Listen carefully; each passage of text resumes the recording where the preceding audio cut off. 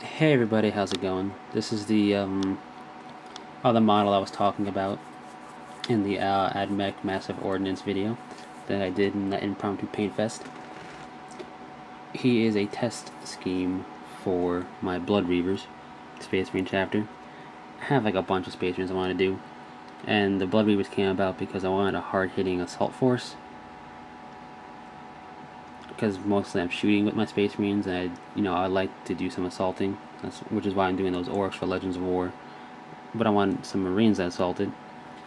And being that I'm not a Space Wolf fan, that's out. So the only two codices left were Blood Angels and Black Templars. So pretty much, I decided why not do both. So that's where the inspiration came about. The color scheme is black and scab red. Pretty much, if you look at the Blood Angels Codex, the successor chapters, the Flesh Terrors, I took their color scheme with some minor differences and reversed it. So normally they're, I believe scab red with black shoulder pads, black helmet, and black backpack. And I decided not to do the helmet and backpack switch. I just left them black. But I did the shoulder pad switch. So he has scab red shoulder pads, which is impossible to see in this light. There we go. The chapter symbol is going to be a black blood drop. I wanted a dynamic pose, so I bent him over a bit and made it look like he's issuing an order before either jumping off or, in the case with his magnetization, charging into the enemy. And that's pretty much the big secret of this army. Not secret, the big thing about it is that it's going to be heavily magnetized. Pretty much 2 Assault Marine squads, a full Death Company squad, and some Tactical Marines will be magnetized. I'm going to magnetize the Tactical Marines, some of them, because of something I'll talk about in the Codex and the Blood Angels when I get to it. This guy's got Corn Berserker legs because they're beefier and they look more menacing. I want them to be an in-your-face chapter. When I have like a 5-man combat squad, I'll tell you more about the fluff. But as for magnetizing, Shiznaft 1 has a great, I believe, 3 videos. I know there's more than one at least, or I could just be going insane, who knows, on how to magnetize Marines. And pretty much I just followed that. I even use the same magnets because they need different amazingmagnets.com or something like that. The link is in his video, and I'm going to have a link in my description section to that video. Unless Shiznaft 1 wants me to take it down, then I will. But if he doesn't, it'll be there. And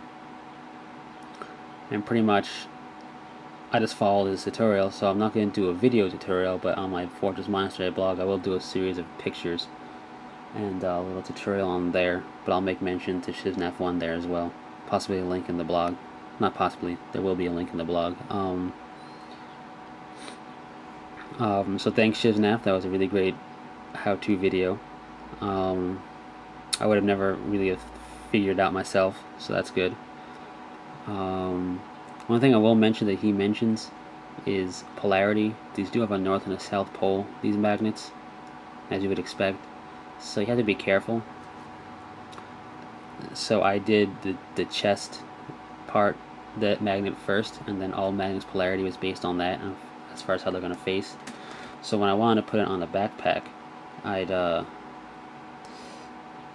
put the magnet after it was completely dry from the chest magnet. I put a magnet on that one, let it sit there like it's going to be normally, and then I put a bit of black paint on it to both mark the backpack where I need the drill, and then I put black paint on it again to mark which part is going to go into the backpack. So that was going to go into the backpack, and the other part is going to match up with the other magnet, just so I don't forget which polarity is which.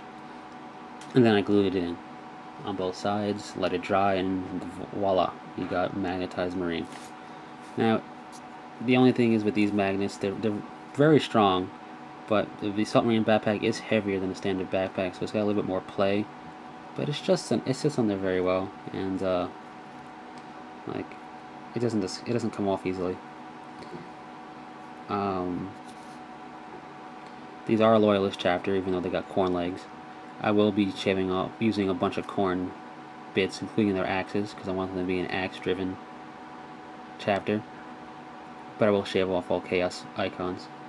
So let's see if I can do this one-handed. Pretty much. There we go. So pretty much that's it. This guy would be a Salt Marine Sergeant, or if I even needed to, a Tactical Marine Sergeant for the Blood Angels. And in the Black Templars Codex, he'd be an Initiate with Power Fist and a Bolt Pistol. And pretty much to cover double duty, all Salt Marine guys, like I said, will be magnetized like this, so they can easily go into a Rhino if I wanted to mechanize them, or with Black Templars, they would easily represent Initiates with Bolt Pistol, close combat weapon. The Tactical Marines will just have their bolters, except for a few of them, which will be magnetized. So that's pretty much it. I'm pleased with how he turned out, especially with the magnetizing. So yeah, the magnets are also pretty good. It's like $5.50, $6 before shipping, handling, and tax for 100, which isn't bad. I think I need like around 200 to do all the magnetizing I want to do, which is, you know, a lot. But if you think about it, it's 3 magnets per guy. That's 30 magnets per squad of 10. I'm gonna magnetize maybe 40 guys total, so I'll need over 100.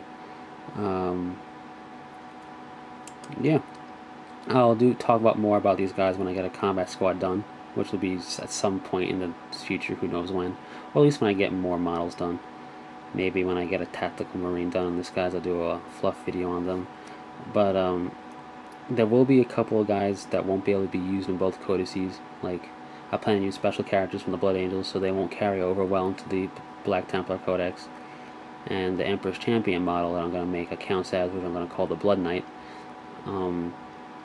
he won't really fit well into the Blood Angel scheme, just because, I mean, he could be a sergeant, but he's going to look too ornate, and I don't want to use him as a generic captain, so he's just going to be a model.